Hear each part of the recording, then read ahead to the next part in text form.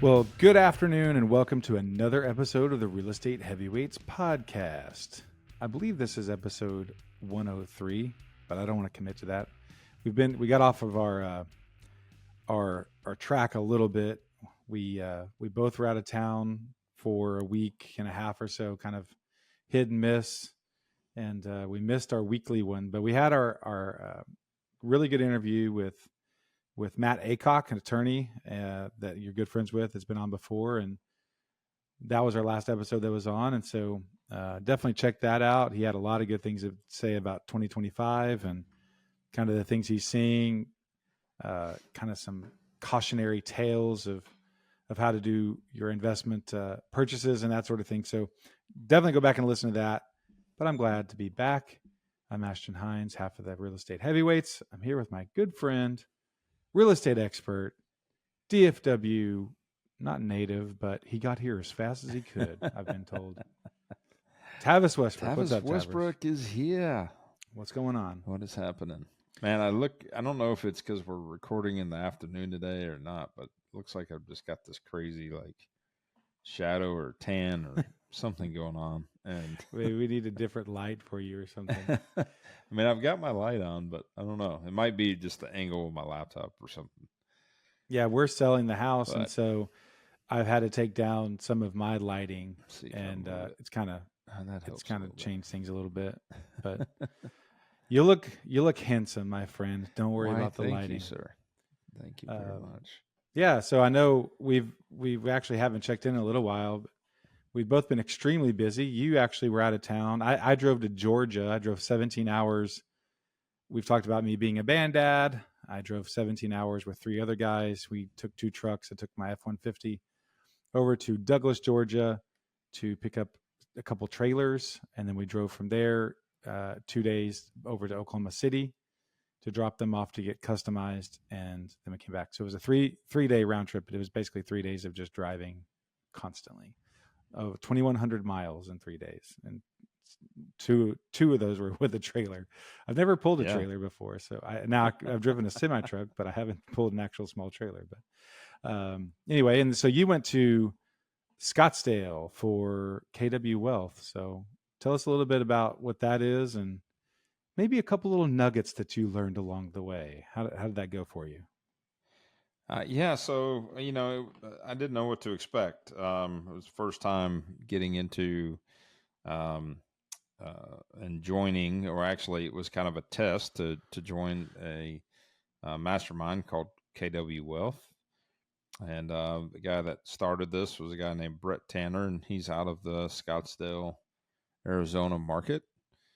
And nevertheless, it was great. It was nice to be in a room with about 80 people, and everybody kind of had, different levels of businesses and different level of wealth and net worth, and and all different ways to get there. So it was nice to kind of have people in the room that you would talk to, whether they were big on actually lending money. A lot of people were kind of in the lending money space where they were lending hard money.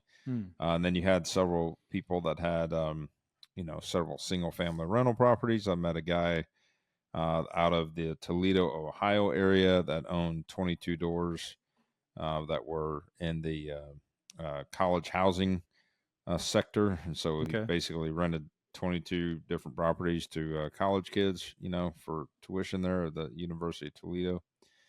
And met a lady out of Florida that kind of had a portfolio spread across Alabama and Tennessee and Florida and things like that. So we were kind of, just lots of different things to explore, different and discuss. experiences. People from multifamily to. I know I talked to you on the phone a couple of times, and it seems like it was just really cool to be around people with different ideas and experience, because you had several ideas coming out of there. Like, hey, I think I want to try this. I'm going to pull the trigger on this. Yeah. And just hearing about how people have had success with different things, like, mailers, like you're talking about getting back into setting up a mailing campaign, and we're getting a website put together for you, and you're really diving into that. And, we've talked about maybe making a few more offers on market stuff, and you're open to that. Like, I Yeah, definitely think I it's mean, nice I to be around think, people that are doing big things.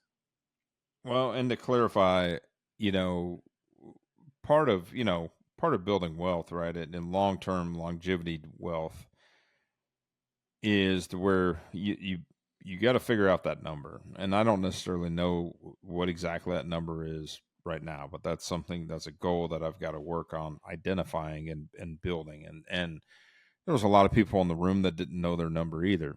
Um, and I think all of us as individuals kind of have to look at, what life we have, how old we are now, how much longer we have to live, and the things that we want to accomplish, and the tool of wealth and money, and how those things will be able to allow us to achieve those things, whether Hmm. it's, um, giving back, whether it's, building a legacy for your kids, whether it's, retiring early and traveling the world, whatever it may be. Everybody has a different outlook and a different picture. And so, for me, I've realized that, um, my wife's kind of given an earmark on the age or when she would like to basically retire or have the ability to retire. So what that's done is that's putting pressure on me to say, okay, if I want to be able to achieve these goals, then I have to increase annual income by increasing the amount of volume I'm doing on flip. Fix and Hmm. flip is the main part of my business. And, where somebody else may, be in real estate and have a traditional business, and they go, okay, we're selling, 30 units a year or 50 units a year. We need to increase that because ultimately that results in X amount of net income that we get out of that. So just like any business model, whether you're improving, market share, or you're selling more units, or you're, exploring different avenues. For me, it's a matter of moving more units at a more consistent net return, which we've been doing in the past, and now it's just like, okay, let's push up the volume.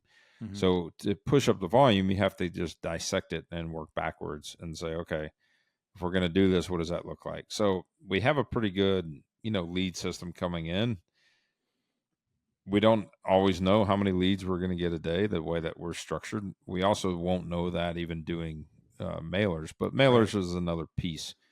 Yeah. And so what we hope for in mailers in a market area like DFW is maybe 0.5% to 1%. Talking to my data expert that I'm using to extract the data to know our target, and he kind of used the word, we're taking a shotgun and we're fine tuning that shotgun into more of a rifle, right?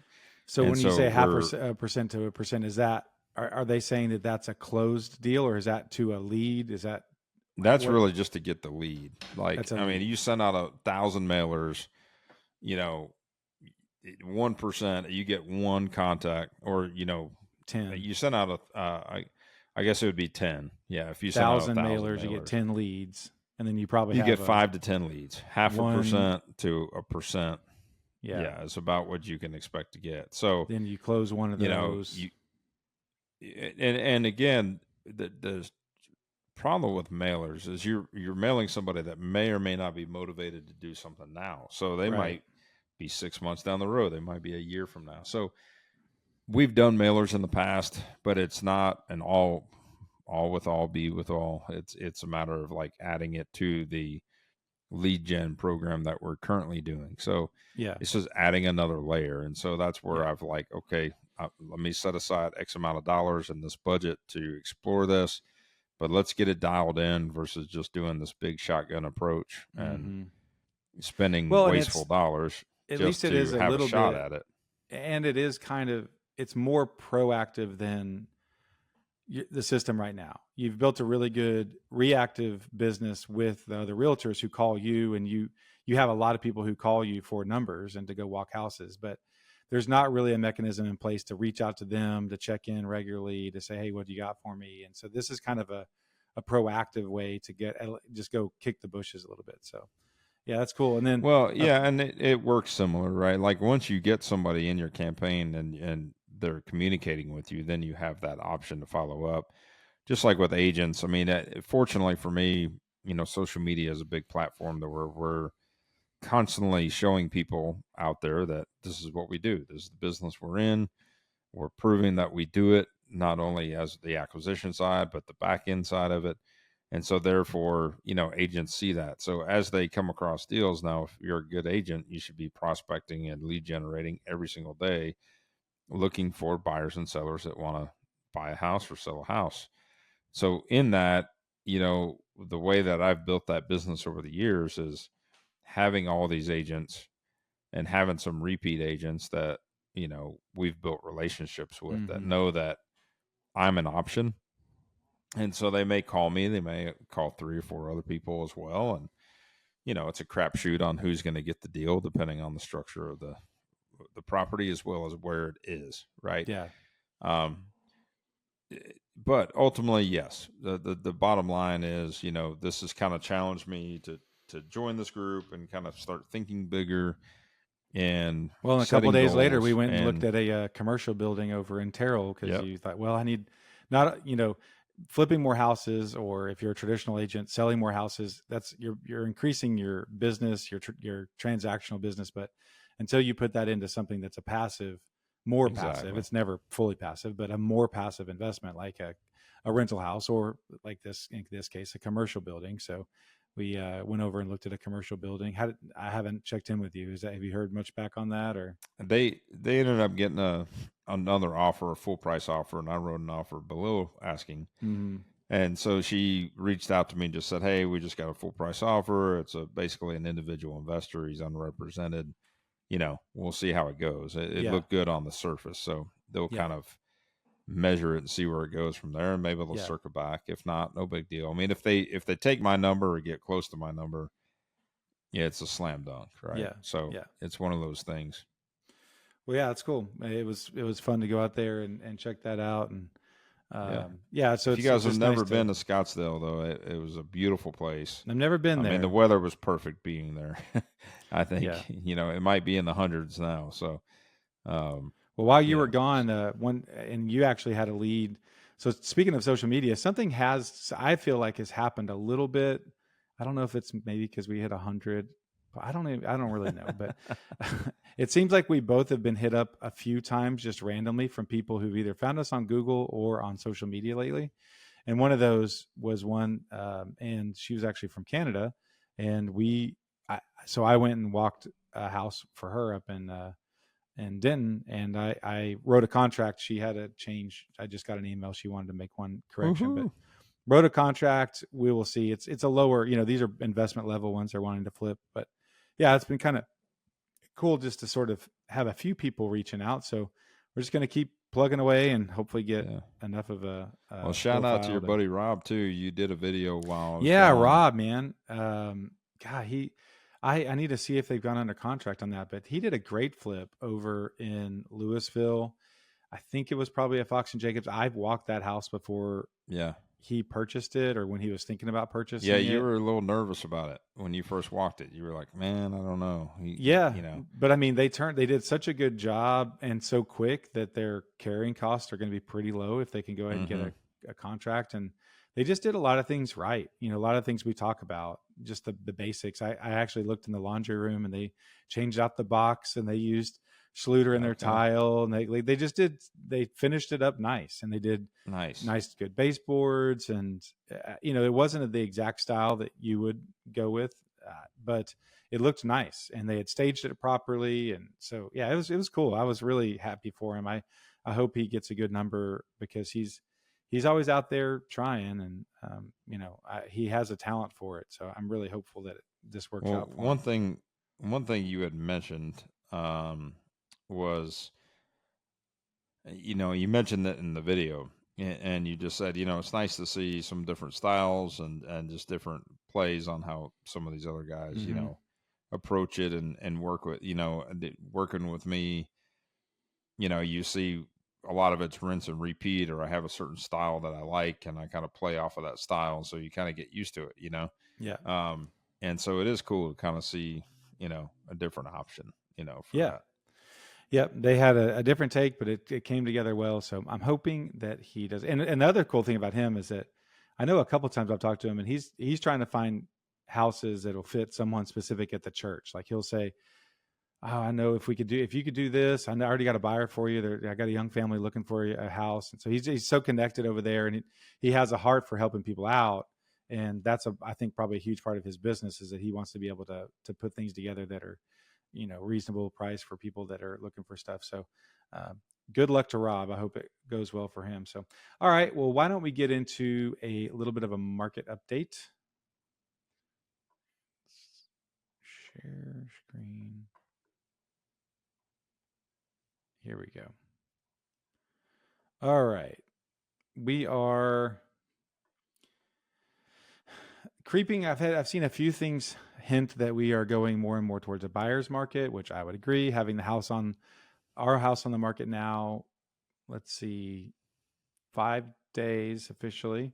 We've had 3 showings. We had 5 people come to the open house. It's been slow, but at least it's not nothing. And you've said that most of your showings have been on the weekends, and you actually got not quite a backup offer, but you got hit up by an agent that had clients that wanted to make an offer on Alameda, but it had gone under active option, and they had sort of slow played their offer, and they'd gone by to look at it, and they thought about it, and then it went back. And by that time it had already gone under contract. And so I think in general, it's a buyer's market more so, but the really well-priced properties that are desirable, it's like, look, if you like it, you might as well, you need to go ahead and put an offer in. But we haven't received an offer on ours, unfortunately, yet. But we're showing that new listings on the MLS, 3,047. We have, let's see, expireds 162. What did we do? Price decreases 39.75, which is roughly 10% of the market. That's back up to, I do feel like that also shows us that it's somewhat of a buyer's market, because sellers are having to find the price that makes sense. And here we are. Let's look at percentage of original price, and that's around 96% for the entire MLS, 97%. So people are getting roughly a 3% discount. Well, and so I wanted to point that out.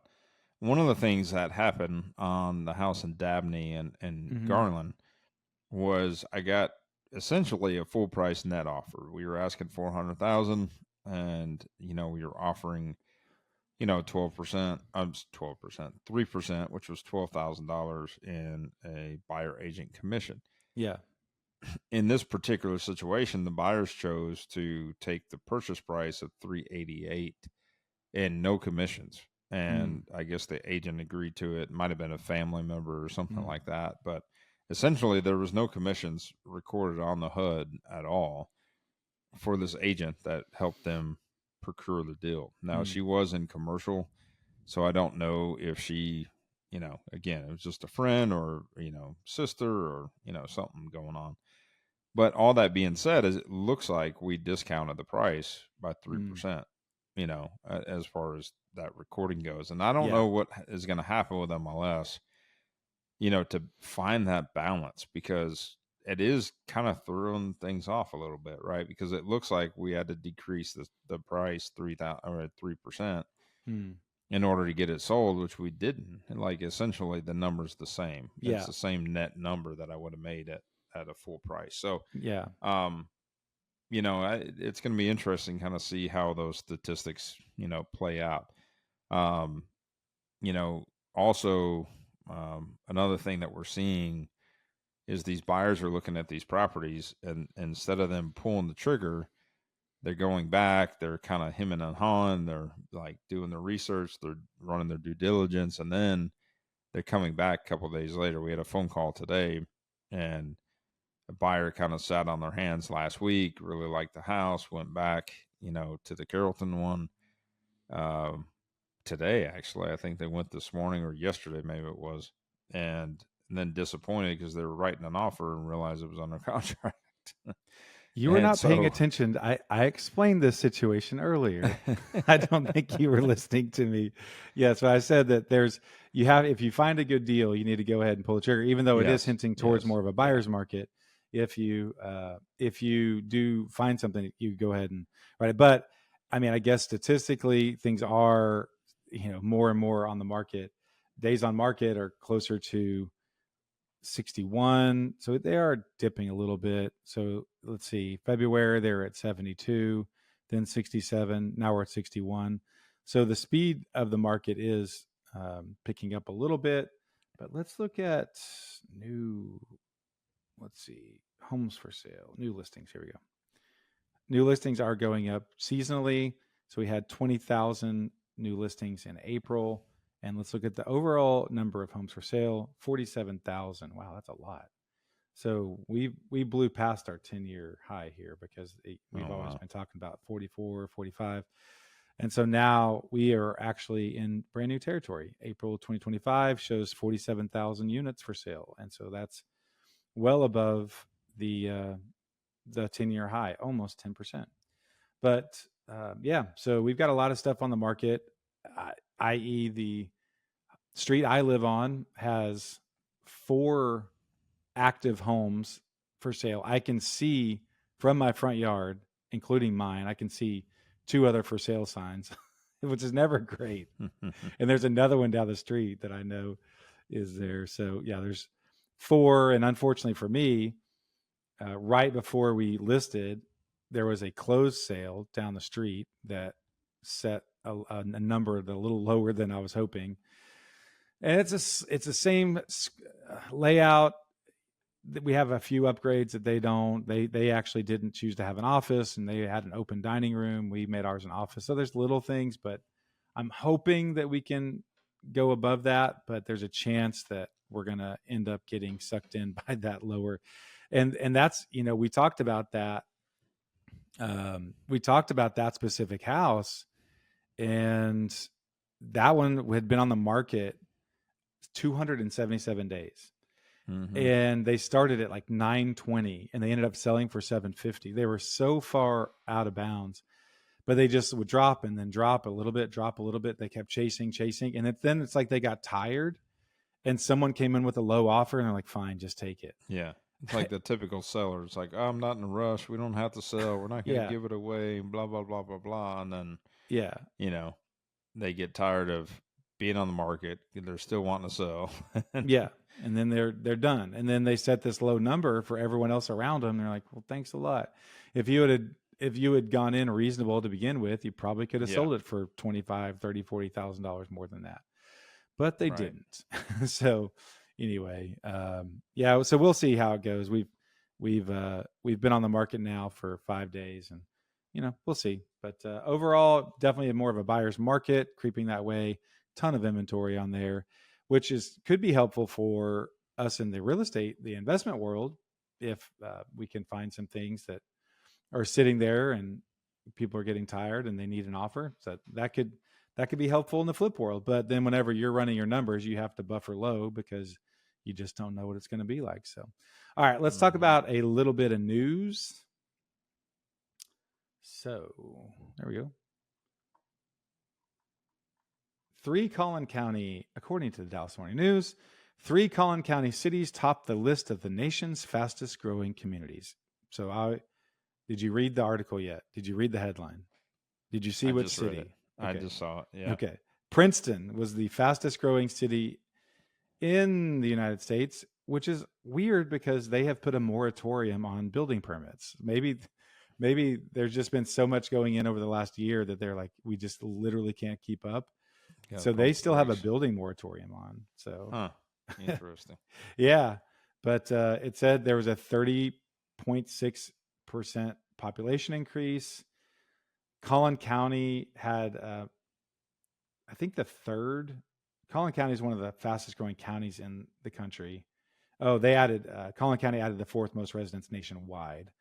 Other cities in Collin County that increased and made the top 10 list were Salina and Anna. And then Melissa is also in there. Rockwall County is up there on the list.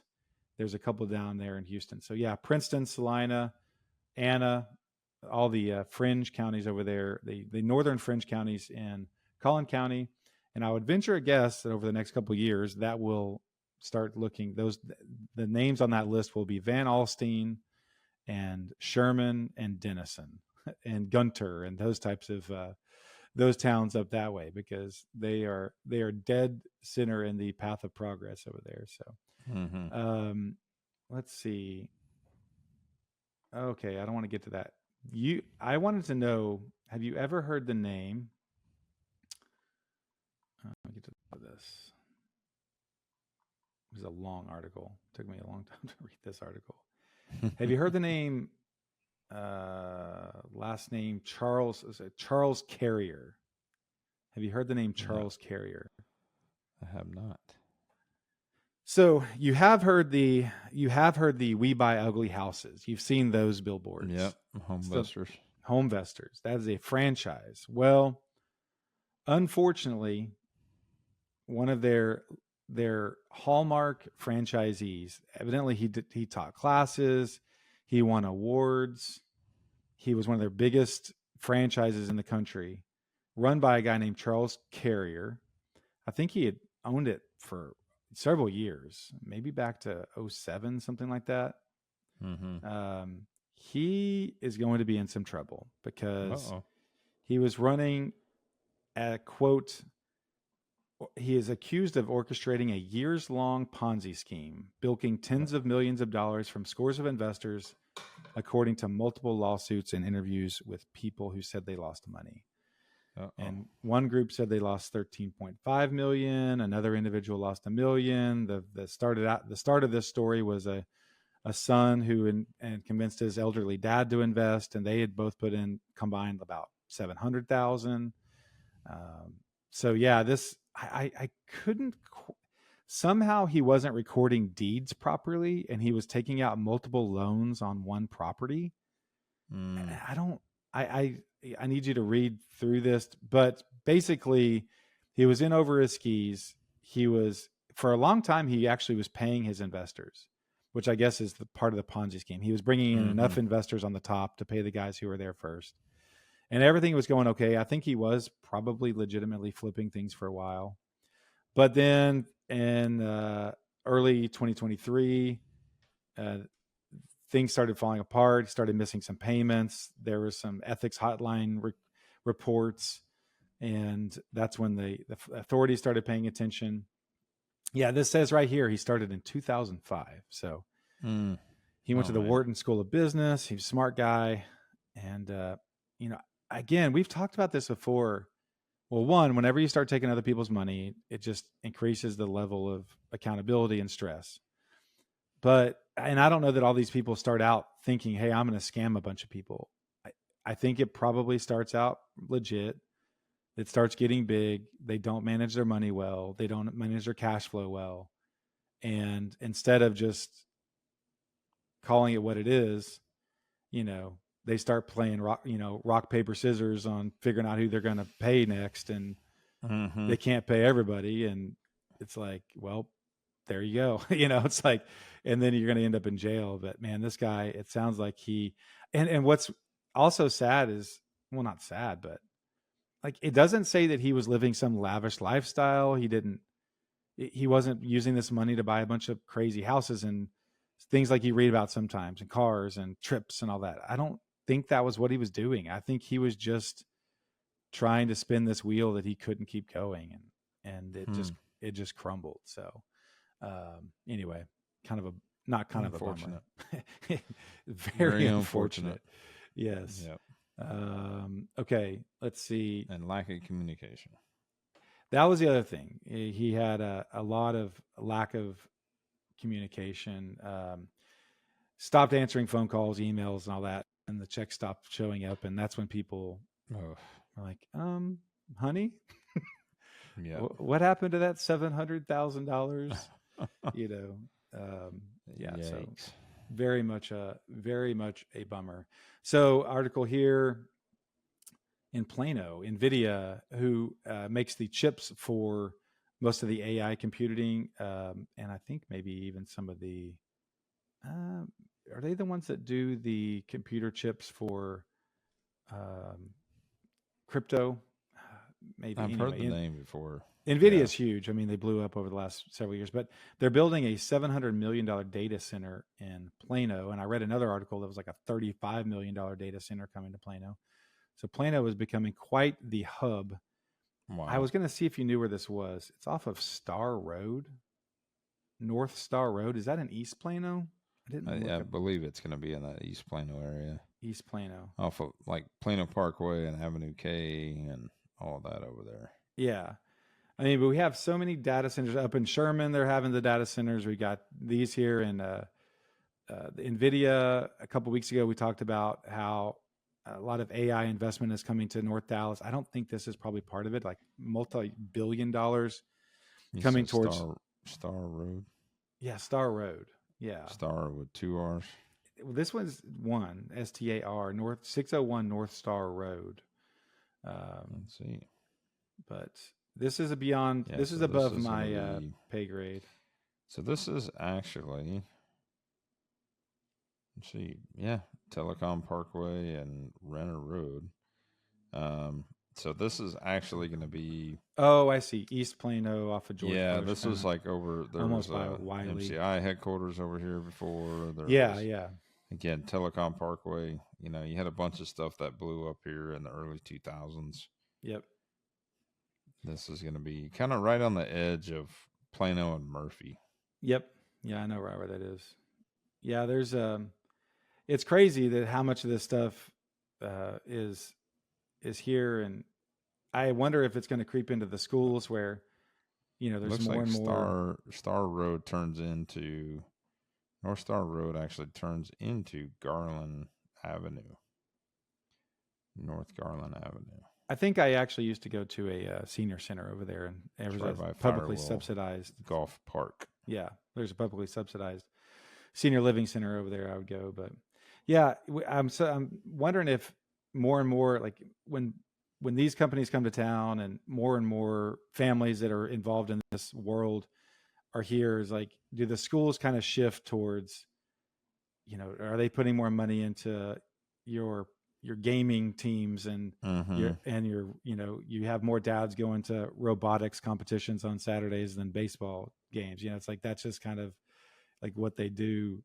There's definitely more, you know, more and more of that, where I had no idea that those worlds even existed. But we have, you know, high schools have robotics teams and they've got kids that play video games against other schools and stuff. It's like, I guess this is, you know, those kids grow up and they're the ones running these data centers. Yeah, there was a whole robotics team in the airport when I landed back in from Scottsdale. Really? Like there was a whole high school league and they all had these like crated boxes that, you know, I guess had their robots in it. Yeah. It was I've got a buddy whose kids team. do it and they're all about it. And it's really, it's an interesting world. And I mean, I'm sure they're brilliant. I have no idea about it. Like, I guess if your kids come to you and like, hey, this is what I want to do, you kind of learn about it. But that was just not something that we ever tackled. So, all right. So let's look at a few here. 14 Dallas area restaurants that are closed or now are closing soon. So I guess this is a normal segment in the Dallas Morning News I didn't even know about.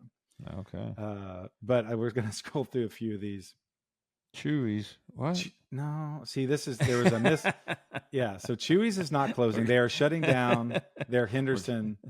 They're saying that Chewy's isn't leaving Dallas in general. It's just shutting down its Knox Henderson. And it's yeah, going the over one Greenville. you talked about. Yeah, that's time. one.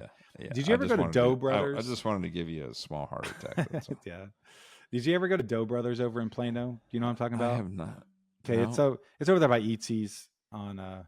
Oh, okay. So anyway, but they have a great one down in San Antonio. So a couple of times when we've gone to band competitions down in San Antonio, the original one is downtown, and it's great and really, really cool location. Well, oddly, they opened up here, and the only one that I had ever been to was in this strip center, literally next to a Subway. It had little to no ambiance. It was just a odd business decision. It was weird because the one in San Antonio is really neat, and you feel like you've kind of gone somewhere. But yeah, it's closing. I guess it had a few other franchises, but it shows the Plano one and the Farmers Branch one. But if you're ever in San Antonio, and you don't want Mexican. Doe Brothers Italian is actually really, really good. All right. So then I saw this Jasper's in Richardson. This is over there Okay. in City Line, there by the barbecue Yeah. place that we've eaten at. We So never went to Jasper's Jasper's. used to be in Plano, and then I Okay. guess maybe they moved over there. But Yeah. yeah, I mean it's cool, but nobody really talks about it too much. When it was in Shops of Legacy, it was kind of a staple. But I did see the Jaspers over there in Richardson because I think Mm-hmm. it's near Well, it's it's near that the Mexican place that Anayas. we went to with your favorite Anayas, the designer. seafood. Yeah, and yeah. Oh, Remember? you're talking about the other deal. But I don't think Jaspers is there. I think it was on the other side. Oh, is it on the other side? Yeah. Ms. Non is closing in Deep Ellum, and this actually the only other location in Dallas, randomly, is in right down the street from me, and I think there's one in Vegas maybe, and there's one, but this is in the right down close to Grandscape.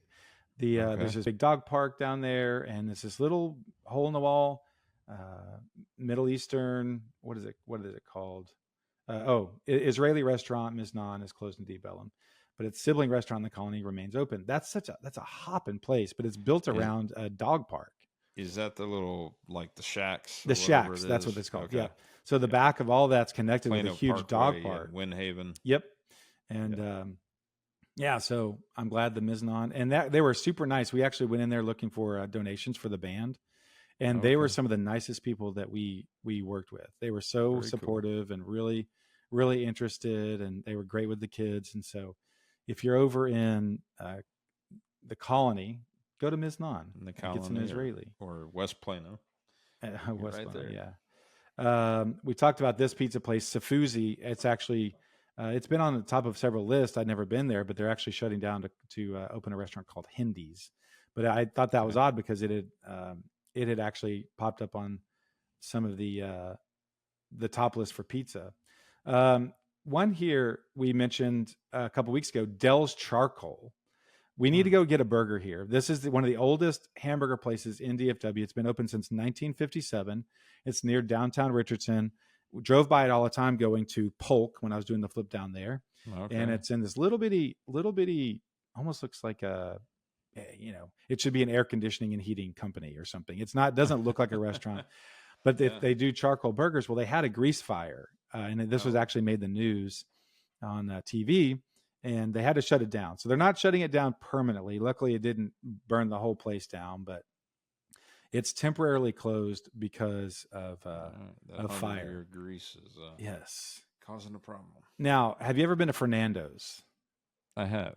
Okay, well, it's closing. So go now, get your fill. I guess it's in Richardson and in Dallas. It's completely closing. Knife in Dallas is it's going to they're actually going to redesign a different place. Knife is an interesting steakhouse because it's always in the top list, and they have one there at the mall and in Plano. Oh gosh, Willow Bend. And I'm like, how? Willow Bend. How in the world is that open? And then Meddlesome Moth. This is have you been there? I have. That's okay, cool. So I've only been there like brunch and breakfast kind of thing. Yeah. So it's again always on the top of list. And to me, like I feel like I've seen a movie called Meddlesome Moth. Like it's about some like FBI agent who goes to Germany by himself and like sees a murder or something like that. Like has to figure it out. But like I've wanted to go to this. I wanted to go because it just looks cool, sounds cool, and I guess it's closing because the rent's going up too much. So yeah, I guess they have good brunch and all that. Design district, yeah. I mean, everything over there. People used to get in, like a place like this got in early when the rents weren't too crazy because it was mainly like shopping, areas and design, display of tile and granite and things like that. And restaurants weren't a thing. And now it's like blowing up over there. Yeah. Like there's so many restaurants. Yeah. Popping in. I want to check it out. Carbone's over there. Carbone's, that's where Anthony worked for a while. Yeah. you got the Virgin Hotel, and then you've got some other stuff popping up. My son's working at Anthony's now at a place called Evelyn's, which is Okay. right there at Oak Lawn and whatever that main road is there that turns into Irving Boulevard. I forget the name of that. Yeah, but I've driven through there, and it's a neat part of town. I just never spent a lot of time there. And when you told me that Carbone's was expensive as it was, I'm like, maybe it's probably a good idea that I don't try to And then become familiar with there's those a place places. called the Culinary Dropout. Uh-huh. That's right there as well in that same pocket. And we went to one in Austin, and what's the place in Austin that there's a name of this area in Austin. Shoot, I forget the name of it now, but it's like a big area that's blown up over the years, and they've got a hotel there, and then they've got all these like bars and restaurants, and like it's a whole thing. I grew up there, but I couldn't tell you all the hip places these days. Tarrytown is it's like right only off of been downtown, developed like the last 10, 15 years or something. Okay. But they've got like a maybe over East Austin somewhere. They've got like a social sidecar social place. Yeah, there. yeah, They yeah. got all these like cool little spots. But all that being said, they had a culinary dropout there, and it was amazing. And so we went to this one, and it wasn't as good food wise and drink wise, but the atmosphere was cool because it was they've got a rooftop deck, and so if you're sitting there in the rooftop, you can see a clear view of downtown, and then at nighttime you got the skyline and all that. So yeah. So it'll probably get better. It was just we didn't have the best experience. We went on a Sunday brunch, and the staff was kind of a little weird, and it wasn't the best thing ever. But it was a cool spot. I mean, like I said, if they can match the vibe in Austin, then they should do pretty good. Yeah.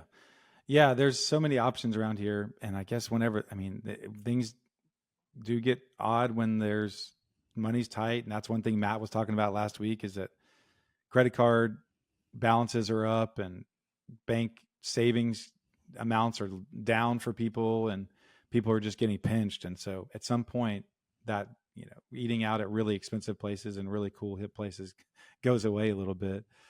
But somehow a lot of them do figure it out. As long as Chewy's is around and a nice burger place every once in a while, I would be completely fine. So instead of doing our third segment today, I will, because we're running a little bit long, I will tease this. I will say that we got hit up by a podcast fan that you happen to sleep with every once in a while, Tabitha Westbrook.